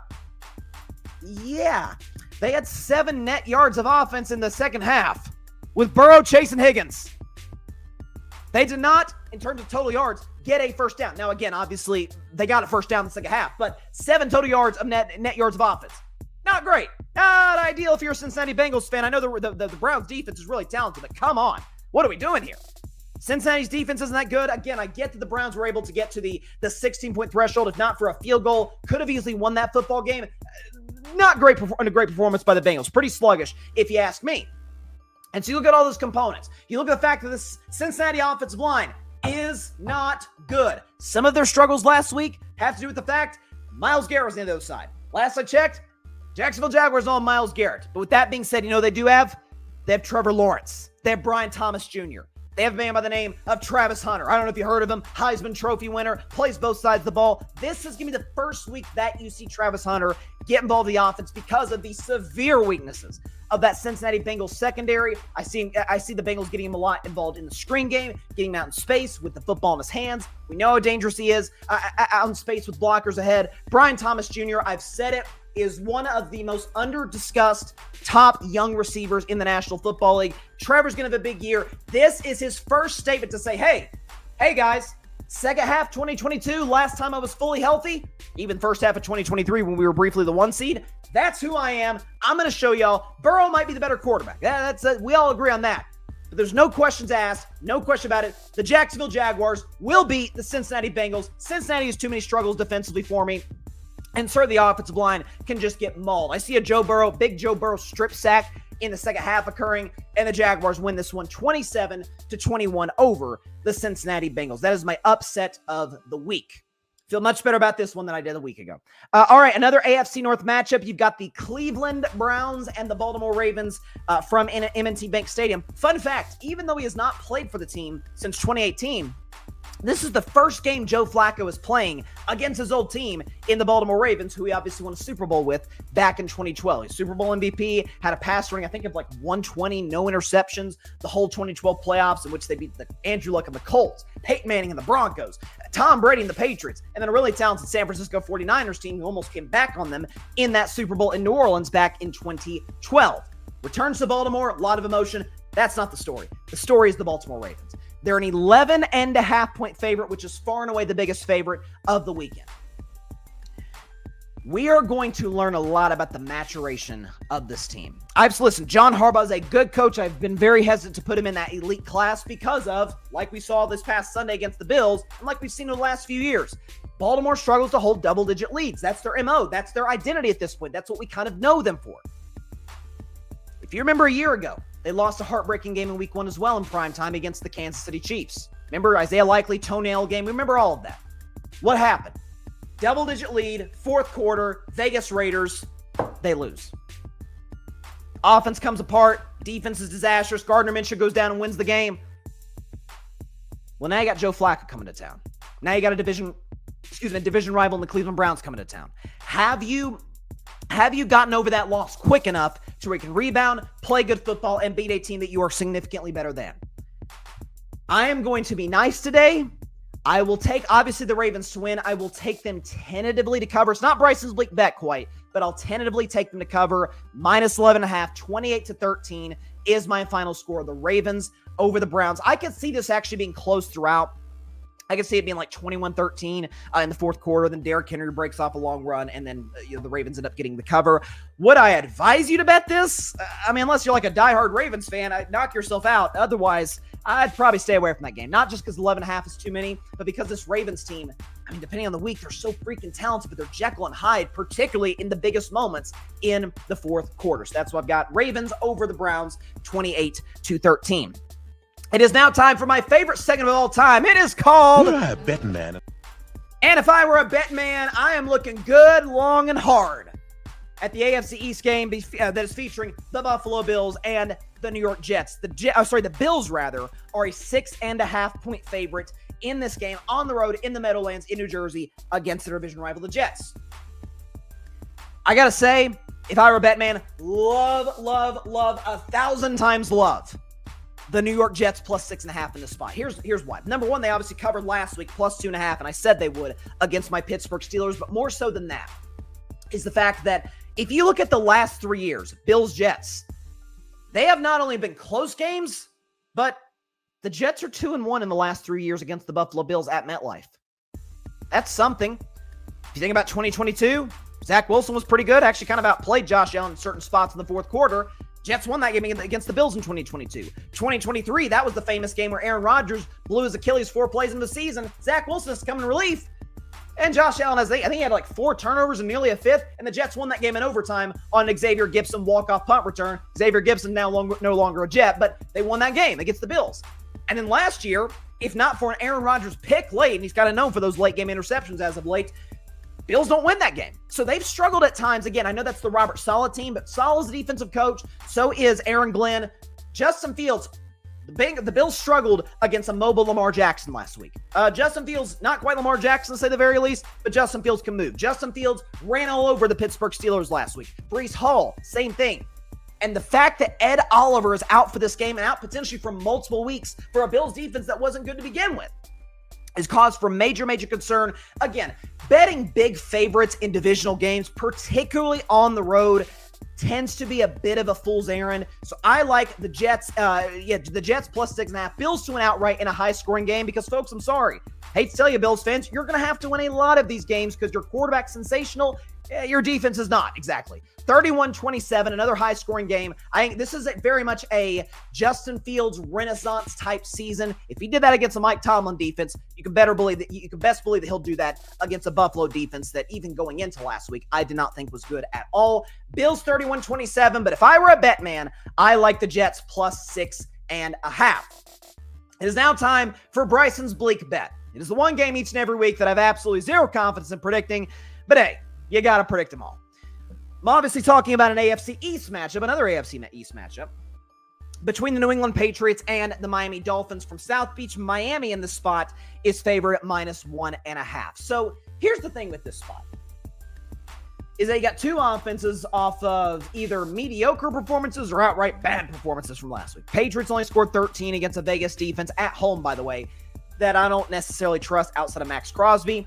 And the Dolphins, of course, had the worst offensive showing, worst overall showing, if we're being frank, of week 1, scoring 8 points and letting Indiana Daniel Jones carve them up over the course of that afternoon in Indianapolis. But here's the thing. Tua Tagovailoa is undefeated against the Patriots in his career. New England, and I've said this for years, even going back to the Brady era, greatest quarterback ever. Even going back to the dynasty years when New England was winning Super Bowls, going to Super Bowls, going to AFC Championship games. For whatever reason, every single time that they went down to Miami, I don't know if it's the fact that it's a Northeast team. And again, we're early in the season, by the way, but it's nippy. It's nippy in the Northeast, in Boston, in Foxborough, Massachusetts. I don't know if it's the fact that it's a Northeast team that's not used to playing in warmer temperatures down in Miami. I don't know if that's it. Maybe we have more answers. The fact that Bill Belichick, based on what's going on in his personal life, don't know if he was having fun in Miami. Very well on the board, but seeing Bill's recent history, but we don't have to go into that. Whatever it was, New England just doesn't win in Miami. But in a game this big for both teams, we had New England and Miami around a similar, in between, I'd say 7 to 9 wins. Most people had the Patriots and the Dolphins kind of in that tier, in that, category, that percentile. Which coach do you trust more to remount his team after a disappointing performance? Mike Vrabel or Mike McDaniel? I'm going to go with the guy who was not labeled by a Detroit Lions defensive player as, they're kind of soft. They don't practice as hard as we do. Again, I know the Patriots struggle in Miami. I get Tua's undefeated against them, and I know Tua's great at home. I'm going to hesitantly, again, it's Bryson's Bleak Bet. I don't have confidence in it. I sure as heck wouldn't bet it. I'll take Patriots plus 1.5 and to win this one 24-20 over the Dolphins. I just think based on the defensive performance, based on just the lifelessness, Tyreek Hill is getting irritated with reporters because he hasn't caught a 30-yard pass in over a year. It's not great. Time's not good in Miami, whereas New England, they've lost a lot of games like they lost against the Raiders, where the offense just can't get it going. The Christian Gonzalez loss is notable, but I still think New England's going to be able to generate enough offense against this bad Miami defense to get the W. 24-20 is the final score. This was almost Bryson's Bleak Bet, and one could argue it's the perfect Bryson's Bleak Bet game. Usually we don't get quarterback matchups this atrocious until week 14, 15, when you got one team is beat up at the quarterback position. The other team is soft tanking to try and get their franchise quarterback next year. And we have those games it's It's like Andy Dalton versus a 5th-round rookie. I mean, that's we tend to see those type of games in December. Not in week 2. Not the Niners and the Saints where it's Mac Jones and Spencer Rattler. What do we do to deserve this? The NFL's back. We're excited. Niners fans, Saints fans knew that Rattler's going to be their quarterback. I know Niners fans, I know Brock Purdy has at this point kind of a lengthy injury history, but the heck? They could have done better at backup than Mac Jones. Keep Joshua Dobbs. Joshua Dobbs gives you maybe way more than Mac Jones. He moves better leadership, isn't dirty. All of it. Way better arm strength, although just about everybody's better arm strength than Mac Jones. Peyton Manning probably has better arm strength still at this point, at his age, than Mac Jones does. Whatever the case may be. Niners on the road in New Orleans. This tells you how little folks think about the betting market thinks in New Orleans. Niners against the Saints, 3.5-point favorites on the road. This despite the fact Brock Purdy's out. George Kittle's out. Brandon Ayuk's out. Juwan Jennings is beat up. Christian McCaffrey not totally healthy. Neither is Trent Williams. One weekend, the Niners team is beat to hell. And Vegas is like, yeah, we still think the Saints are terrible. Here's the thing. I'm in a win-win position for this game on the San Francisco side. Because if the Niners lose, I can come in and say, yeah, I told you Mac Jones is trash. Because he is. Go back to New England. He's bad. He's a bad quarterback. I said that going back to Alabama. I said, I don't care what the numbers look like. He's completely reliant on a great offensive staff, loaded offense. Year 1 in the NFL, Josh McDaniels said he was overrated. Couldn't throw the deep ball. They didn't trust him to throw more than like 3 passes in that one game against Buffalo. Remember that back in 2021 on Monday Night Football? He's not a good quarterback. I've been proven right on that over time. So if they lose and Mac Jones is terrible, I can run a victory lap. If they win and Mac Jones is pretty good, I can also run a victory lap. Because I'm like, man, even Mac Jones could work in Kyle Shanahan's offense. Which adds to my take that Brock Purdy is a good player, very reliant on the Shanahan system. A Shanahan system that got Jimmy Garoppolo to multiple NFC championship games and a 10-point lead in the Super Bowl. That Kyle Shanahan. If they win this game, just go and get Kyle Shanahan Coach of the Year. But I had Saints fans. I had y'all at 2 wins. I'm going to up you to 3 wins. Give me the Saints in an upset, plus 3.5 over the San Francisco 49ers, 16-13. Yes, it is a defensive battle. 2 good defenses, but 2 just atrocious quarterbacks. Mac Jones, Spencer Rattler. What football gods? What did we do to deserve this type of matchup? I don't know. Was it something I said? Whatever the case may be. All right, let's move from that to, once again, the second game. For my favorite segment of the week, it is called... Bettin Man. Vira Bettin Man, I'm looking at an NFC East showdown in Dallas, Texas. Between the New York Giants and the Dallas Cowboys. Dallas is a 5.5-point favorite at home in this spot. And let me tell you something, I love Dallas against the New York Giants in the spot. Minus 5.5, here's why. Number one, Giants aren't even sure who they're going to finish this game with at quarterback. Brian Daboll, after their loss to the Commanders, did not commit to Russell Wilson as the Week 2 starter. Now he did the day after, but not exactly a vote of confidence for your veteran quarterback, your bridge quarterback, if we're being honest, in Russell. I'm here to predict now. If we see a spot where it's like 17-3 or 20-3 Dallas at halftime, you will, without a question, see Jackson Dart, also known as Anakin Skywalker, in the second half of this game. Brian Daboll, fair or unfair? I think it's kind of unfair because he has a bad GM, bad quarterbacks, whatever. He's a great offensive mind, but it's the NFL. It's a harsh business. He is on the hot seat. Can he be able to get Jackson Dart into the mix, get the best out of him? So we saw signs from Jackson Dart in the preseason. They traded up to get him at the end of the first round. Let's see what the kid has. I think we see Jackson Dart in the third quarter, and that means Dallas and Dak Prescott, who, by the way, for the record, 13 straight wins, ladies and gentlemen, against the New York Football Giants. He has not lost to the Giants. I'm not kidding when I say this. Since the Barack Obama administration. Dead serious. 2016, December 2016, the Cowboys offensive lineup. Dak, Zeke Elliott, Dez Bryant, Terrence Williams, Cole Beasley, Jason Witten, Tyron Smith, Ronald Leary, Travis Frederick, Zach Martin, Doug Freed. That was the Dallas Cowboys offensive lineup the last time that they lost to the New York Giants, which was a Sunday night game back in 2016. Dak owns this team. 13 straight wins against the Giants will be 14 straight wins against the New York Giants. Give me the Cowboys. If I were a bet man, I love Dallas -5.5, 27-17 against the New York Giants. If I were a bet man, definitely take Dallas 27-17 against the New York Giants. All right. This is tough. The Seattle Seahawks and my beloved Pittsburgh Steelers. The Steelers are a 3.5-point favorite at home. So, listen, there's a lot of hype, a lot of anticipation. The fact that, hey, not only did the Steelers win last week, they won a shootout. Mike Tomlin, as I pointed out in Monday's show, coming into Sunday, 7-41 in games in which his defense gave up 30 points. Mike Tomlin's got a very specific style on how to win. Win with defense, run the football, and play old school 2005 football. It doesn't really work that effectively in 2025 unless Arthur Smith dials up a good game plan, which he did last week. Do I trust him to do that on a consistent basis? Well, it's going to be hinged upon A, offensive line play, B, penalties, and C, can Aaron Rodgers step up and get the job done? If the Steelers can play ahead of the sticks, 1st and 10 becomes 2nd and 5. 2nd and 5 becomes either a first down or 3rd and short. Because it's in a 2nd and 13 or 3rd down and 9, Steelers are screwed. They cannot consistently generate offense because of how bad they are up front, because Aaron cannot move anymore.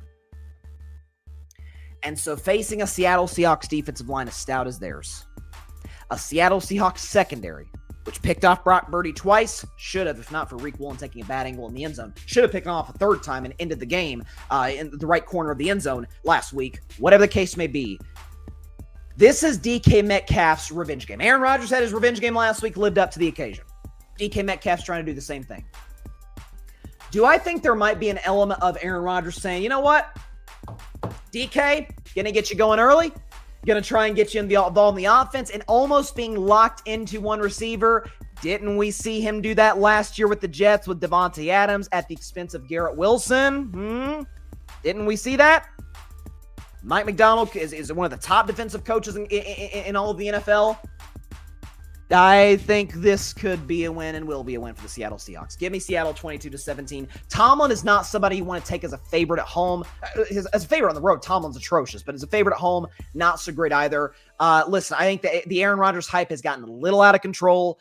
Hope I'm wrong, but the Seahawks will put the Steelers back in their place as a good team and nothing more than a potential fringe playoff-ish squad. 22-17 is your final score. Give me Seattle +3.5. NFC North matchup. This is a good one, folks. Chicago Bears, Detroit Lions from Ford Field. The Lions in the spot are a 6.5-point favorite. Again, as I said earlier in the show, if you're a Lions fan, you got to feel pretty good about where you're at. Just, at least given how last week played out. Offensively, like, you move the ball, but you have a pick in the red zone. You're never able to cash in until you got the kid Tesla making an awesome catch, one-handed catch for his first touchdown on the left corner of the end zone. Other than that, you did nothing offensively. But neither did the Commanders last night against the Packers, and we think the Commanders are pretty good, right? At home, in a dome, that is Jared Goff's happy place, right? Going against the Chicago Bears defensive line, that is fine, not great. We'll see if Jalen Johnson's able to be back in the lineup anytime soon. My guess is probably not if you're the Chicago Bears. TJ Edwards, we'll see with him as well. But listen, Ben Johnson, it's his return to Detroit, return to play his old boss, Dan Campbell. That's going to be a lot of drama, a big story. I forgot what interview I saw with Ben Johnson where he kind of alluded to, yeah, I might have a trick play in store to go against the Detroit Lions and see what we're able to dial up here. I might have something brewed. Remember last year, Lions were a big favorite. I think it was like 9.5 or something. It was a big number on Thanksgiving Day against a Caleb Williams and Matt Eberflus-led Chicago Bears team. Remember, Eberflus bungled the clock, got fired the next day. Caleb actually played pretty well, but the Bears ended up blowing it. Division matchup. Ben Johnson is going to have his best game plan of all time dialed up. Again, folks panicked way too much on Caleb Williams last week. Oh, he doesn't see the field. That can be coached out of him. And also, a lot of quarterbacks don't see what they think they're seeing when they're facing Brian Flores, including the great Peyton Manning on the Manning cast. We know Peyton knows how to read a defense better than anybody. And so I don't think Detroit's defense will be nearly as complicated. I still think I like the Lions at home. I like them in a dome, in the spot, with those weapons, with St. Brown. I think we're going to see a lot of Sam Laporta in this game. If you're a fantasy person, definitely start Sam Laporta. Give me the Lions 27-23, but I do like the Bears plus 6.5. There's also an element of, man, I cannot see the Lions starting 0-2. I can't see it in my mind. Not with Dan Campbell, not with that culture, not with a home game against a team that you're better than. Give me the Detroit Lions by a final score of 27-23 against the Chicago Bears. Next game, you got the Denver Broncos facing against the Indianapolis Colts. So Denver is a point favorite at home. Rather in Indianapolis. My bad. So listen, Colts fans could not have not loved what they saw last week. Heck, they got a new nickname for Daniel Jones. They're calling him Indiana Jones, which is better than Danny Dimes. Danny Dimes, the only thing that makes sense about that nickname is that there's alliteration involved. Other than that, Daniel Jones wasn't terribly accurate with the Giants. I digress. Here's the thing about all of the, hype about the Colts, at least a weekend. They're playing the Dolphins. They're playing one of the least physical, most finesse teams in the National Football League. The Denver Broncos are not that. Nick Bonetta, we know, can rush the passer. We know what they bring up front.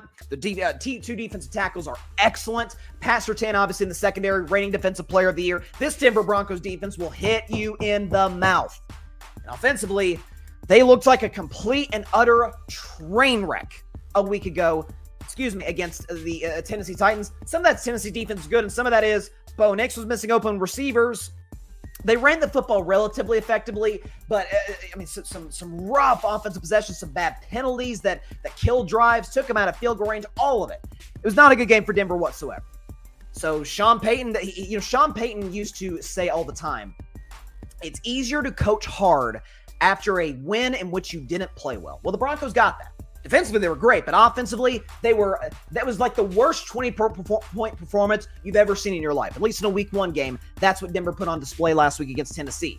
So Sean Payton, being the old school coach that he is and being the offensive wizard that he is, he's going to be on those Denver Broncos guys. I'm sure he has been all week in practice in Denver.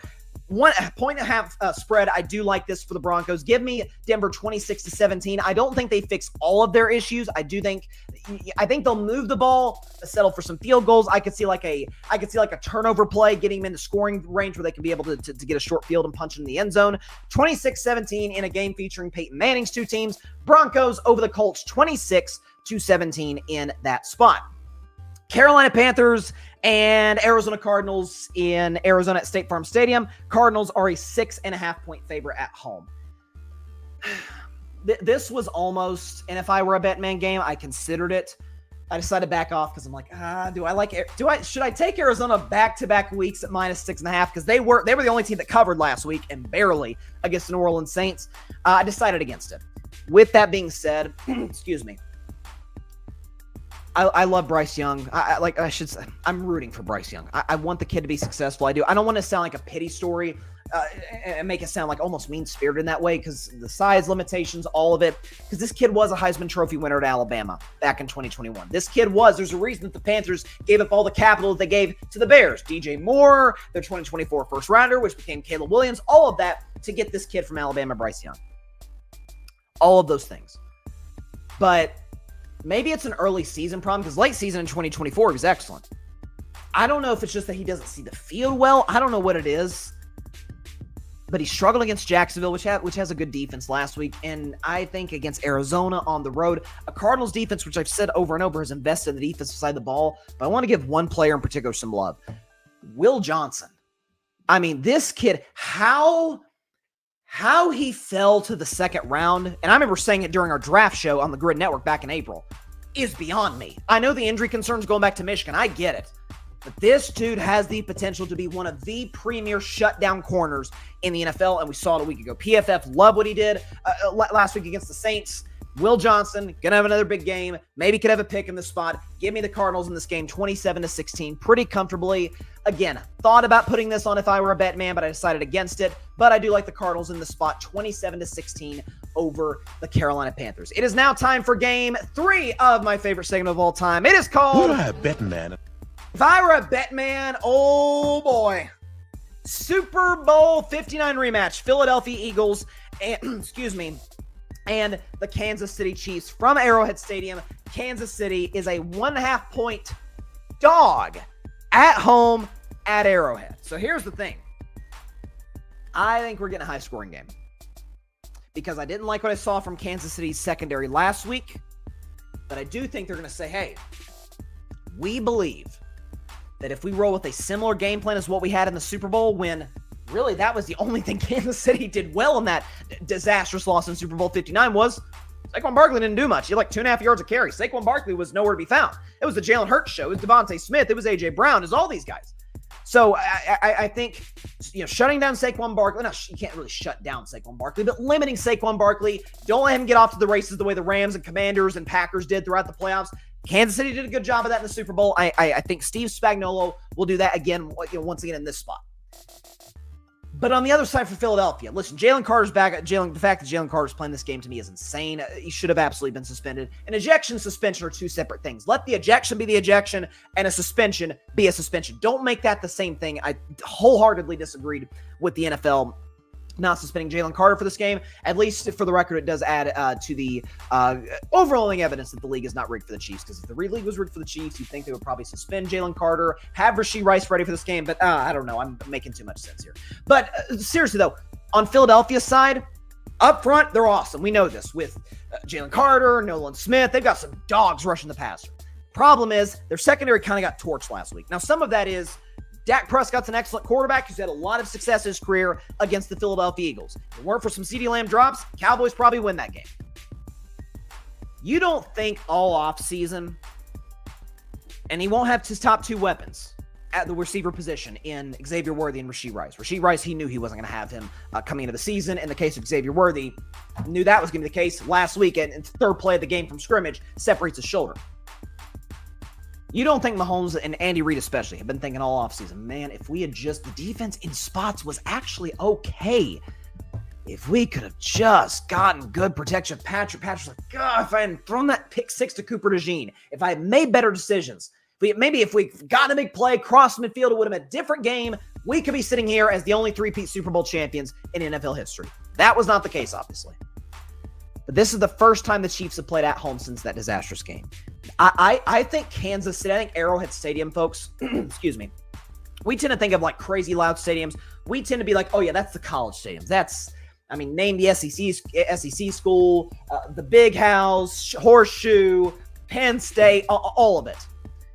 Kansas City, Arrowhead Stadium's in that class. I think both quarterbacks are going to light it up. I think Andy Reid's going to get great game plan. Get Travis Kelce involved early. Get him involved often. Tyquan Thornton is my X-factor player for the game for Kansas City. He caught a deep ball last week against the Chargers. I can see him getting behind the secondary. If he's matched up against Adoree Jackson, watch out. That is, as Shaquille O'Neal would say, barbecue chicken alert for Patrick Mahomes and the Kansas City Chiefs. Listen, not many times that you will get Patrick Mahomes as a home dog. If you do, take it. Give me, if I were a bet man, give me the Kansas City Chiefs plus 1.5 and to win this game outright. 30-27, high-scoring affair. I've got questions about both secondaries. Both defensive lines are great, but I think the quarterbacks will make plays with their arm and with their legs. I think we'll see some wow stuff from Mahomes to Tyquan Thornton. Hollywood Brown will have to get involved. Travis Kelce as well. Give me the Chiefs, 30-27. Again, I said I can't see the Lions starting 0-2. I darn sure can't see the Chiefs starting 0-2. Wouldn't panic if they do, but it would certainly be very, very surprising. And finally, our last game of the week for Sunday, the Atlanta Falcons and the Minnesota Vikings from US Bank Stadium. Minnesota in this game is favored at -3.5. You got two quarterbacks, not just from the same class of Michael Penix Jr. and J.J. McCarthy, but two quarterbacks who faced off in the national championship game back in 2024 with Penix's Washington Huskies and J.J. McCarthy's Michigan Wolverines, which Michigan obviously won that national championship in the last game with Jim Harbaugh. I cannot say it enough, and I said it at the top of the show. I could not have been more impressed with the poise that J.J. McCarthy showed. And I said, listen, I still am not crazy about his upside, but Kevin O'Connell, those weapons, especially once Jordan Addison's back off suspension, Kevin O'Connell is going to squeeze every drop of juice that J.J. McCarthy has in the tank. He can absolutely, he got 13 wins out of Kirk Cousins. He got 14 wins out of Sam Darnold. If he gets 10, 11 wins out of J.J. McCarthy, it won't be that shocking. It won't, because Kevin O'Connell's a great coach. There's no question about it.